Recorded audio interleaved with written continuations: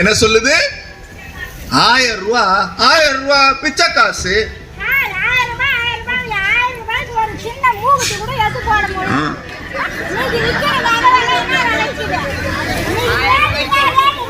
உட்கார பாரு.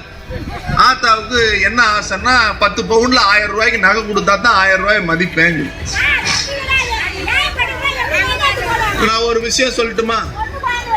உங்க பேர் என்ன? மாலதி. மாலதி அம்மாவுக்கு 1000 ரூபாய் வருதா? ஒரு நிமிஷம், வருதா? மாசத்துக்கு 1000 ரூபாய். வருஷத்துக்கு எவ்வளவு? வருஷத்துக்கு எவ்வளவு? வருஷத்துக்கு எவ்வளவு? 12,000. நீங்க என்ன வேலைக்கு போறீங்க? என்ன வேலைக்கு போறீங்க? மாசம் எவ்வளவு சம்பாதிக்கிறீங்க? ஒரு நாளைக்கு 300 ரூபாய் அவங்க சம்பாதிக்கிறாங்க. ஒரு நாளைக்கு 300 ரூபாய். 30 நாளைக்கு எவ்வளவு?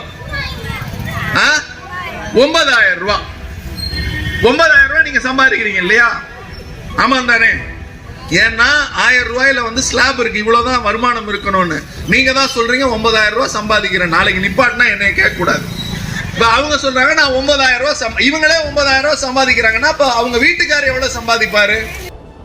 தயவு செய்து கேன்சல் பண்ணுங்க.